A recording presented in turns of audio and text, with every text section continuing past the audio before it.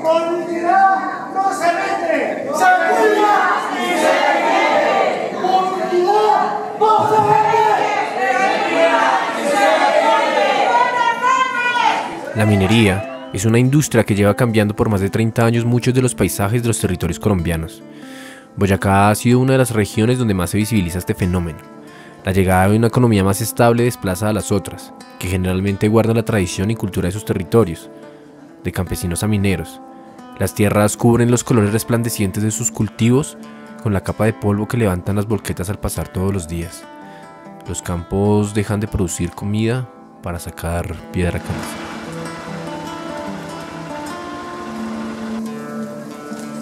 Digamos que es una zona de transición entre esa zona más cálida de unas montañas más bajas y estas montañas de páramo. Entonces pues tiene una conexión a través del movimiento de los vientos, del movimiento de las especies. Toda la naturaleza tiene un equilibrio y tiene una gradación. Entonces la serranía está digamos en esa zona de transición.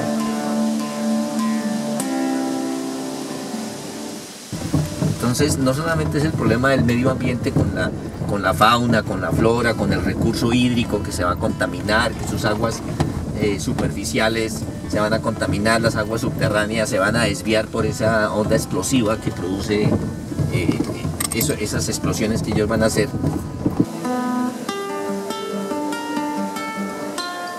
Aquí nosotros somos felices porque acá llueve, ¿no? Aquí prácticamente 10 meses de 12 llueve, ¿no? Y eso es lo que genera que haya agricultura, incluso turismo, ¿no?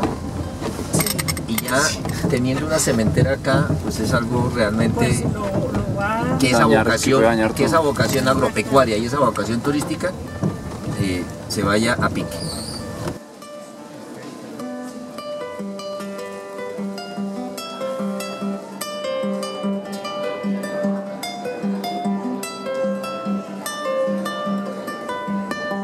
En la actualidad, el municipio de Moniquirá se enfrenta a una amenaza que podría destruir gran parte de este ecosistema.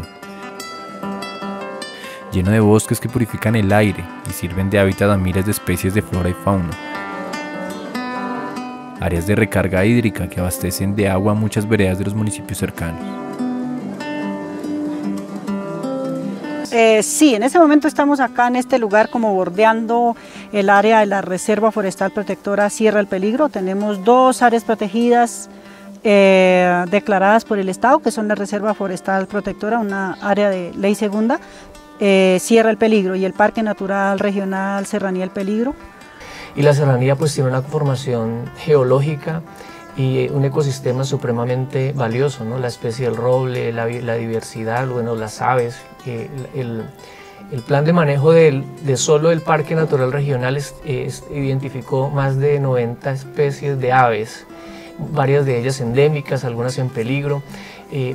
Por tanto, mantener la cobertura boscosa y no solamente los bosques, sino también hay una vegetación menor, lo que llamamos comúnmente rastrojos, pero también hay arbustales, hay una serie de comunidades vegetales que son supremamente importantes para las aves, para los insectos, para toda la vida. La riqueza que tenemos hídrica, de flora y fauna en el territorio, de la que estamos preocupados ahora, porque ya que tenemos la amenaza de un monstruo de la minería, que es la empresa multinacional mexicana de cemento Cemex, que quiere pues imponernos acá una explotación de caliza a cielo abierto, y que esto, además que ya tenemos acá de alguna manera algunas canteras que son explotadas por los locales, ahora si viene una multinacional pues va a ser mucho más preocupante para nosotros, porque tanto las especies de estas que les estoy mostrando, como la flora, como la fauna, como toda nuestra riqueza hídrica, pues se vería por supuesto doblemente amenazada. Cerca de los años 60, la apertura de una carretera que conectaría Boyacá y Santander dio paso al surgimiento de algunas canteras que se posicionarían en las faldas de una gran área de interés biológico y ecosistémico llamado la Reserva Forestal Protectora El Peligro y el Parque Natural Regional La Serranía del Peligro. La minería ha llegado desde tiempos por ahí por lo que he visto y por lo que me han comentado mis padres, por ahí de los 80 para adelante empezó la minería. Primero llegó una empresa que se llamaba Archila Briceño. Okay. que fue la que pavimentó esta vía, esta carretera. La que hizo la vía Bogotá-Bucaramanga. Entonces ellos fueron los que empezaron con la minería cuando empezaron a explotar el área donde están ahorita las canteras. Y Archila Briceño fue la que le vendió a Jaime Acevedo. Esas son las canteras de los locales, ¿no? De las personas que nacieron cuando su papá sacaba caliza, pico y pala, la caliza que utilizaron para la vía nacional y no sé qué. Entonces ellos crecieron en ese ambiente y pues ahí digamos que hicieron de ese lugar su fuente de economía de la caliza. Ya hubo algunos que adquirieron maquinaria y demás, pero son la gente local, los que han estado ahí siempre, ¿no? Okay. Luego vino Samper, compra la tierra, tramita la concesión minera, quiere montar su vaina de cemento acá, la comunidad no le permite, entonces le vende a Cemex, es con Cemex ahora con el que... Antes era Cemento Samper. Cemento Samper. Este es un espacio sumamente importante, ya que por sus dinámicas ecosistémicas provee de agua a muchas veredas y mantiene gran parte de la vida de la región. En este sitio, la cementera multinacional Cemex Colombia pretende renovar un contrato de concesión para la explotación de piedra caliza de más de 343 hectáreas. Ese es un título minero, que es un polígono que viene desde hace un poco más de 30 años, que ha pasado no solamente por manos de Cemex, sino al inicio pues estaba en manos de otras empresas. Y digamos, ellos están pidiendo no la ampliación del área, sino del tiempo para la explotación del proyecto. Son 343.5 hectáreas, es un dato considerable.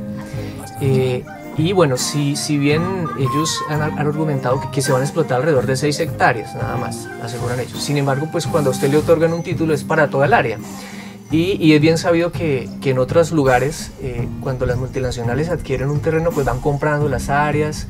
La minería genera toda una dinámica, porque si ya empezó una minera, pues el vecino que está dice, no, esto se está poniendo complicado, yo mejor le vendo la empresa, voy y me busco una tierrita por allá en otro lado donde no haya este problema. Entonces, además que las multinacionales tienen capacidad económica para comprar a buen precio las hectáreas. Por ejemplo, voy a dar un ejemplo en norte de Santander. Mientras el Estado colombiano podía ofrecer 800.000 pesos, 1 millón de pesos por una hectárea de páramo de bosque para la conservación, la multinacional las pagaba a 5 millones de pesos. En 1990, a raíz de la primera incursión de la cementera Cemento Samper en la conocida mina La Chapa, la comunidad se organizó en defensa de su territorio y nació el colectivo ambiental Cabildo Verde Moniquirá, quienes pudieron hacer frente al avance de la minería y detener su explotación. Y aunque la mayoría de estos rostros han cambiado en estos más de 30 años de trabajo en el territorio, es este mismo colectivo quien lidera nuevamente la defensa por su terruño. Aquí en Moniquirá tenemos esas, bueno, no solamente Moniquirá, sino también Arcabuco y Gachantivá. Compartimos esas dos áreas protegidas con esos tres municipios, las comparten. Aquí estamos en la Reserva Forestal Protectora Sierra del Peligro, pero al lado está el Parque Natural Regional Serranía El Peligro. Y esas dos áreas protegidas, según la normatividad colombiana, deben contar con el área con función amortiguadora.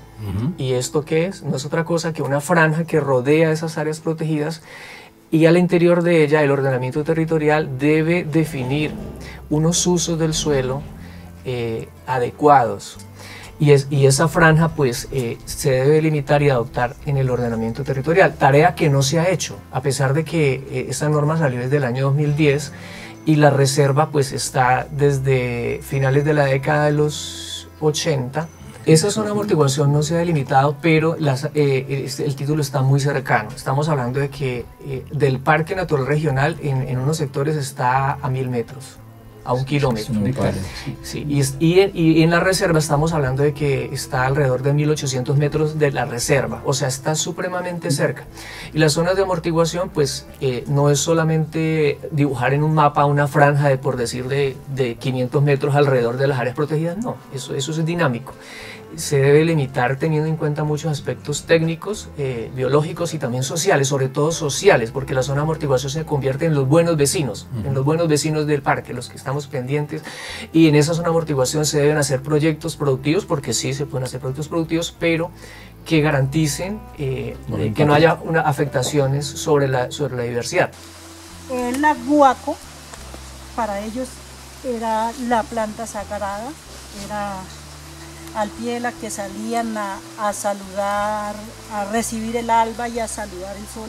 La guaricha era la mujer más importante de la tribu, era una mujer sabia, mujer de consejo, que debía mantenerse virgen para conservar su sabiduría y toda esa misticidad, digamos así. Los guaches eran los guerreros más importantes de la tribu, eran a los que les encomendaban las misiones más difíciles, eran los que iban a hacer la avanzada cuando iba a haber una guerra. Entonces la guaricha vivía en una choza de aguaco, era una choza hecha especial con aguaco. Y allá iban los guaches cuando tenían que ir, les encomendaban alguna misión, era ella la que tomaba las decisiones.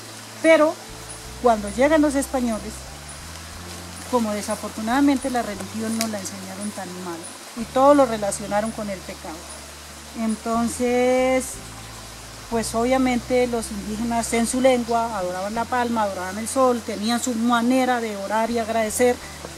Como los españoles tenían que someter a los nativos, pues obviamente si hablaban en esa lengua no les iban a entender y no. Entonces se inventaron que eran unos indios satánicos diciendo un poco de vainas allá, adorando el diablo, y una palma que era boba porque no daba cocos.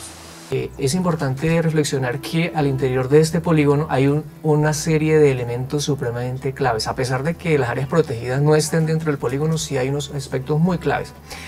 El primero de ellos que tenemos que mencionar, o sea, es una serie, digamos, de aspectos técnicos y normativos que vienen desde el orden nacional, pasando por el orden regional y hasta el orden local. Si hablamos del orden nacional, del primero que podemos hablar es de la frontera agrícola. Bueno, pues esa es una norma que se estableció en el año 2018, soportada en una cartografía que me dice en todo el país dónde puedo desarrollar actividades agropecuarias y dónde no las debería desarrollar. Y esa norma tiene tres componentes: las áreas protegidas, como las que he mencionado, que son una figura legal, pero además las áreas de bosque. Entonces, aparte de las áreas protegidas, pues hay otros bosques que no están metidos dentro de las áreas protegidas, pero súper clave mantener. Y esa norma dice que esos bosques no se deben afectar para actividades agropecuarias. Se deben mantener. Entonces uno se pregunta si hay una restricción para que las actividades agropecuarias no afecten esos bosques, ¿por qué no la minería? Y resulta que aproximadamente el 50% de este polígono está cobijado por esos bosques. Pero también a nivel regional existe el plan de ordenación y manejo de la cuenca hidrográfica del río Suárez medio y bajo, en la cual está incluida todo el municipio de Moniquirá. Allí también se han definido unas áreas de ecosistemas estratégicos que abarcan parte de este polígono del título minero. Y además, alrededor de un 8-10% más o menos de este polígono está considerado como zona de recarga. La zona de recarga es una delimitación cartográfica que se hace a partir de las formaciones geológicas, es donde el suelo, por sus características, tiene la capacidad de almacenar el agua cuando llueve, ayudar a regularla, y digamos que cuando se va la lluvia empieza a soltar un poco esa agua que ha almacenado. Esta es un área estratégica hídricamente, con ecosistemas variados y conectada con los complejos de páramos Iguaque-Merchán y Guantíbal-Rusia. Esta serranía sirve como hábitat y corredor biológico para muchos animales, como venados, borugos, tinajos, tigrillos, zarigüeyas, osos, yaguarundis e infinita cantidad de aves, reptiles y anfibios. Los ancestros siempre decían que en la cabeza se debe llevar algo de una fibra natural y en los pies también, por temas de salud y por temas energéticos. Entonces tengo acá pues el palmicho, estas hojitas, y tengo acá también este gache, estas pajitas, que cuando está así, las pajas se llama gache, cuando ya está así, pues se llama cuán, Y pues los dos, digamos que junto con el Aguaco del que hablábamos ya hace un momentico, pues hacían un muy buen equipo para la bioconstrucción, lo que hoy en día se llama la construcción. Antes los ranchos de Bareque, que eran hechos con tierra, madera, lo que había alrededor. Ah, el sombrero de Jairo, que es, sí, es hecho, mire, con esta palmita. Lo acabo de hacer, vea. Ya es que Jairo avieja muy rápido las cosas, pero está hecho con de esta. Y que duran, además que duran toda la vida.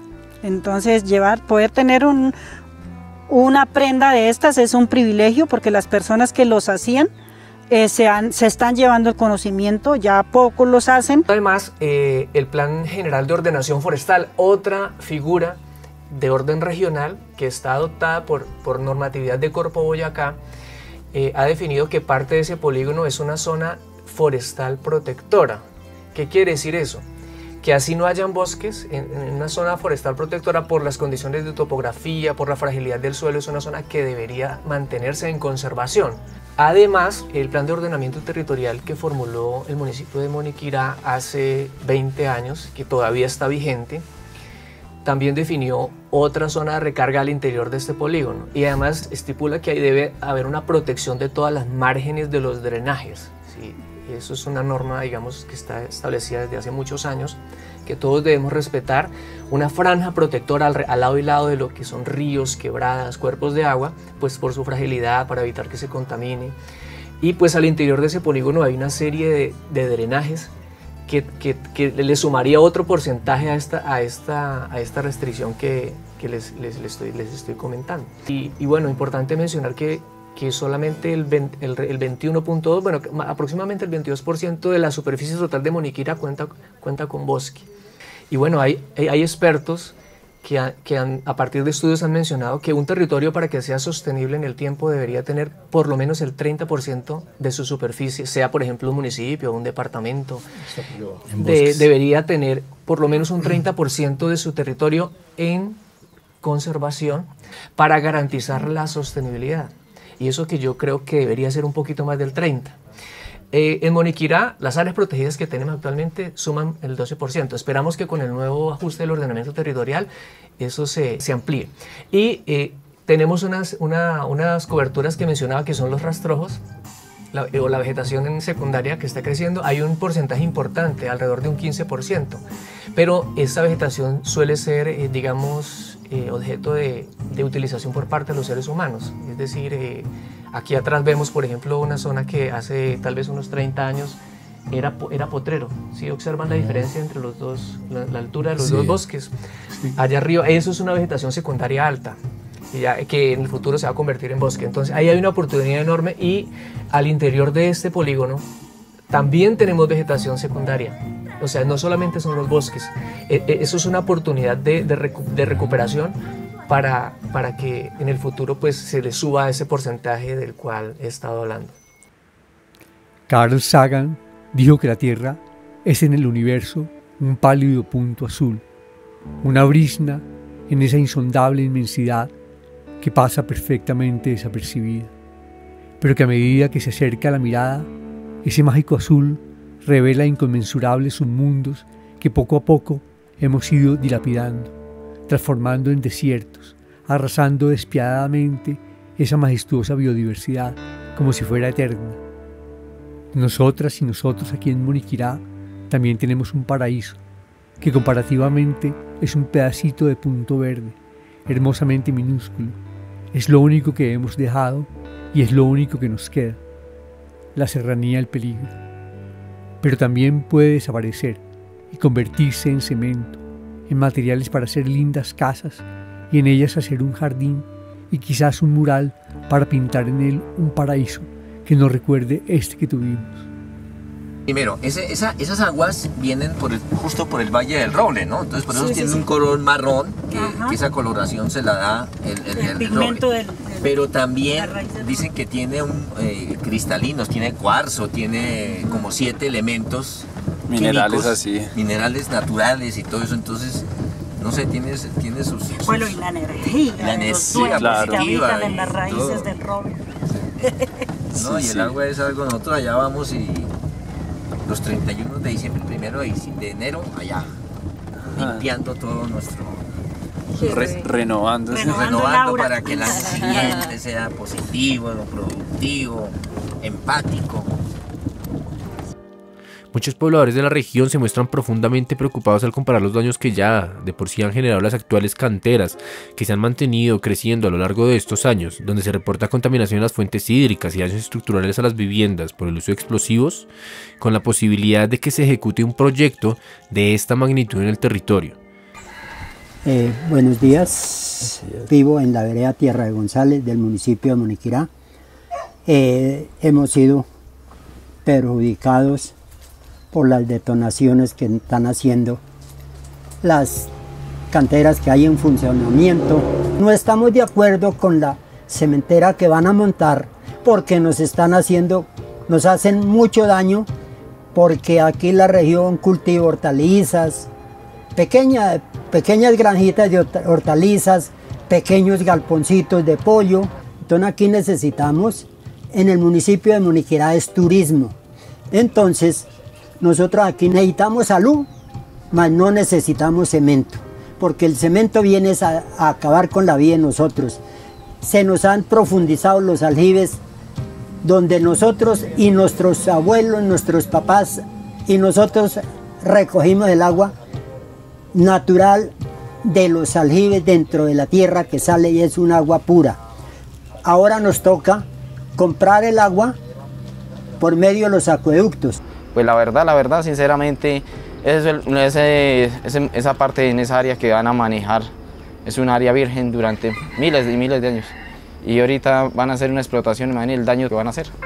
Hay por lo menos en ese sector, hay mucho agrietamiento en las viviendas. Hay agrietamiento en las viviendas, hay también daños muy fuertes contra las quebradas o contra la misma flora y fauna del sector.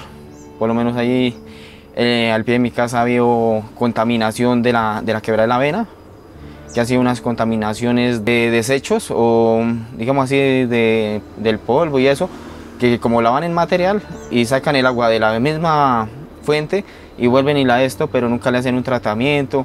Y tienen, bueno, ellos tienen unos tanques de sedimentación, pero son de muy baja capacidad. La gente ya está cuidando un poco más el agua, porque lastimosamente en este verano que hubo, no tuvimos casi agua, incluso hubieron, por lo menos en mi casa me tocó ir a traer agua, pues me tocó ir a la fuente, a la quebradita.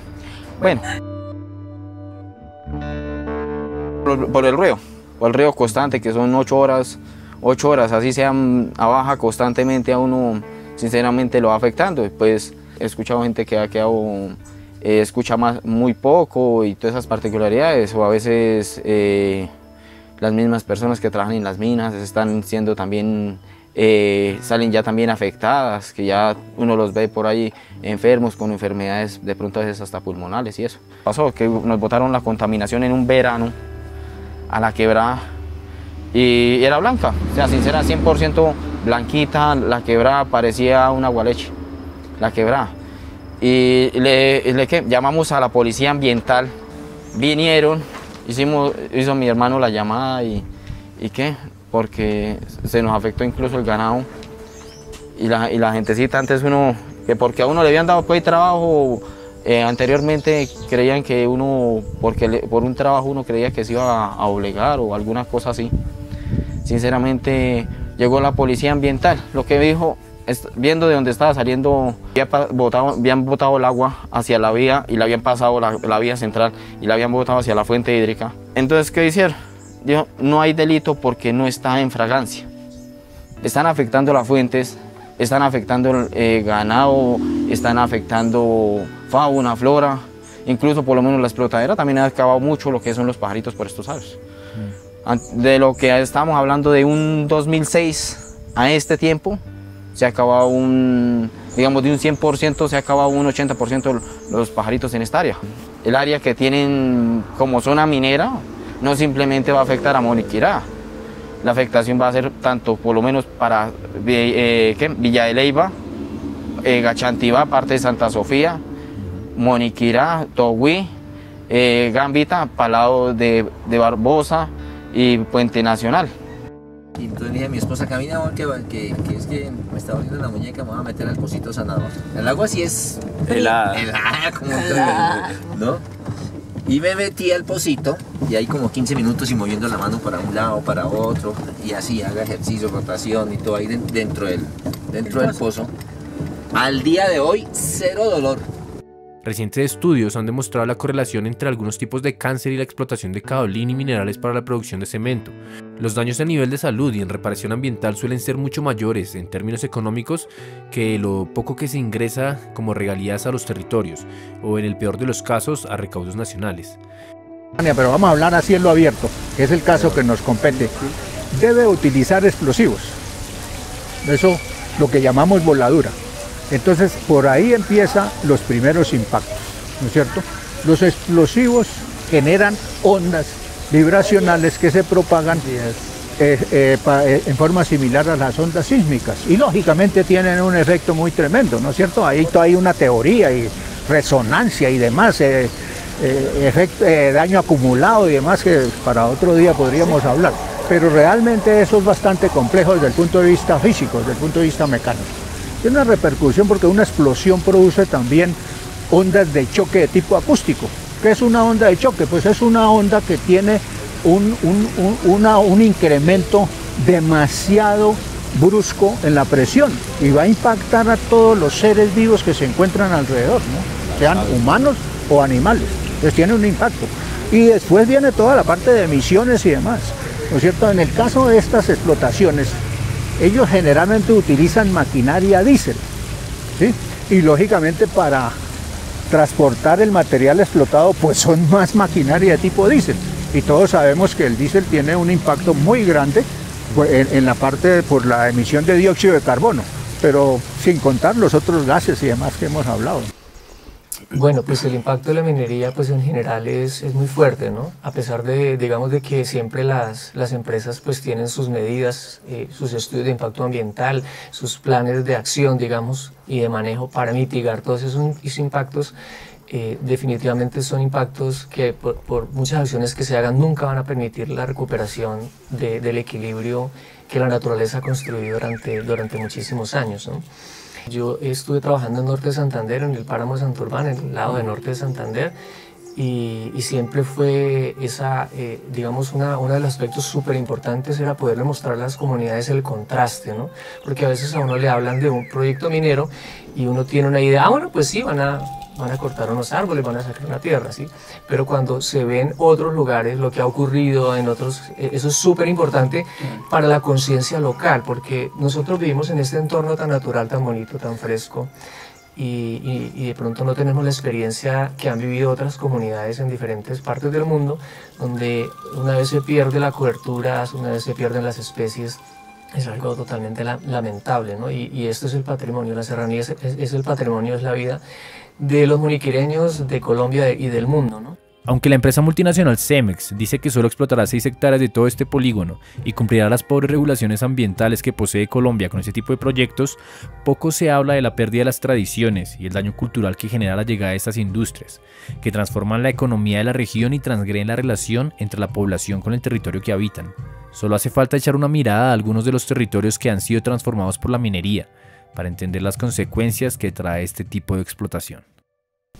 ¿Y qué tanto cree que ha cambiado la cultura de cuando estaba niña a como es ahorita?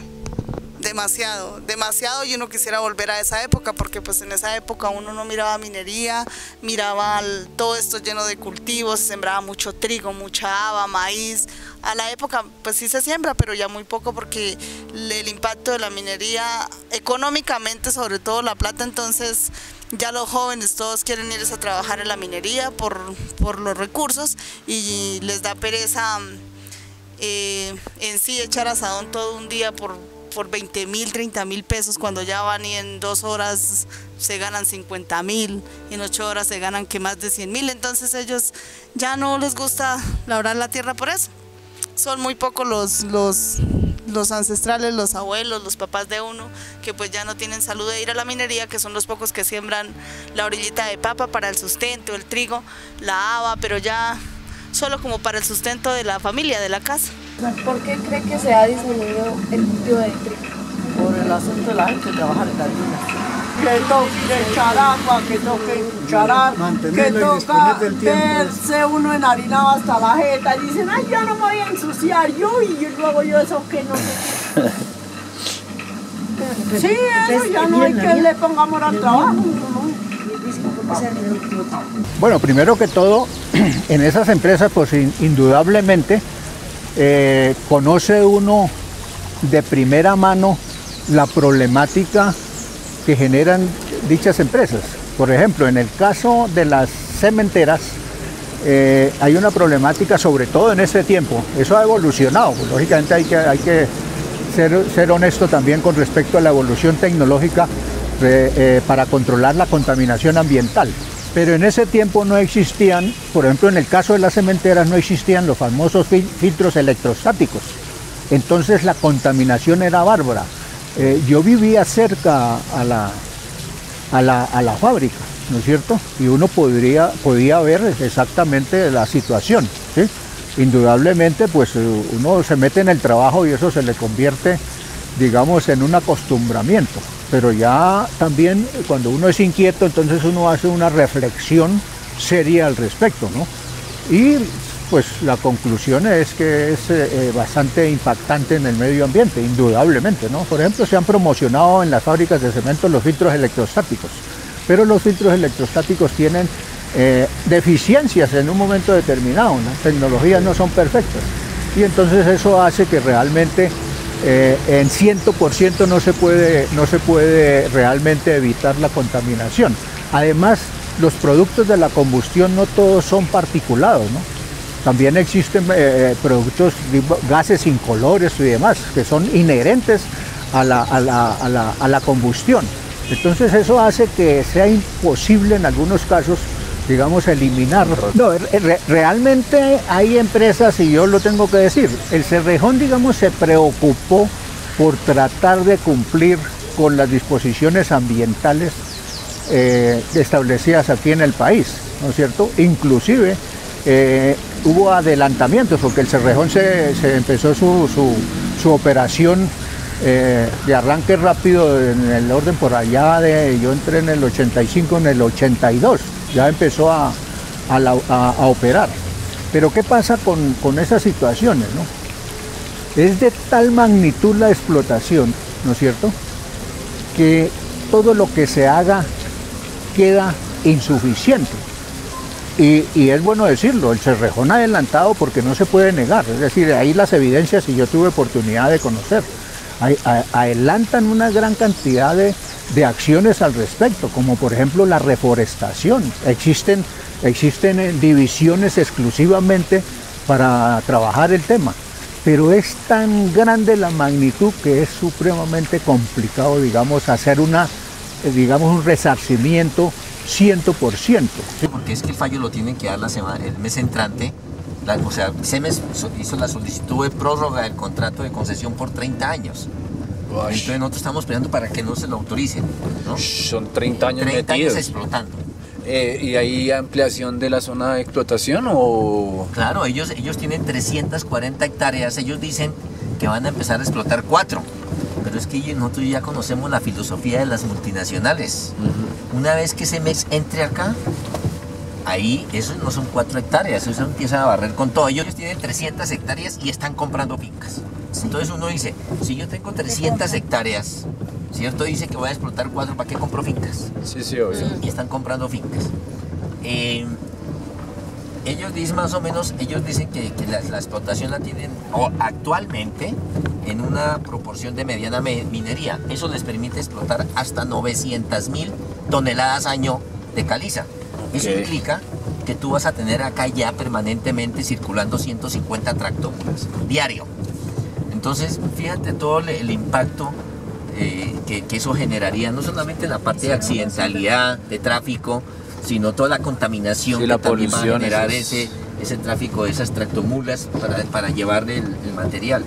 O sea, realmente nosotros le decimos, miren, nosotros como Cabildo Verde no estamos en contra de la minería, pero les decimos, háganla en el sitio. Aquí tenemos 4.200 hectáreas de bosque que tenemos que proteger, donde están los nacimientos de agua, que le da agua a toda esta región, no solamente a Moniquirá, sino que le da agua a muchos pueblos acá de Ricaurte abajo, de Vélez, ¿cierto? Entonces eso es lo que le decimos a Semele, hagan su minería, pero es que este no es el sitio. Aunque la explotación de recursos minerales en la actualidad sigue siendo muy importante para el desarrollo de tecnología y el mantenimiento de otras necesidades humanas, es vital dar el paso y reconocer que en estos tiempos de cambio climático y escasez de agua, poner en riesgo ecosistemas vitales para la conservación del recurso hídrico es lo más absurdo en cuanto a cualquier tipo de idea de desarrollo. Aunque los recursos estén presentes debajo de las montañas, no puede primar el interés privado de algunos empresarios por encima de la vida de las comunidades que habitan este territorio. Pues a la comunidad le diría que sinceramente nos pongamos las pilas, porque sinceramente si ya estamos empezando a sufrir por agua, no simplemente la área rural, sino la área urbana de Moniquirá, porque Moniquirá en este verano que hubo, sinceramente se bajaron las quebradas muchísimo. La mejor opción para lo de la empresa de CEMES es organizarnos como comunidad, todos unidos, y salir a protestar y luchar.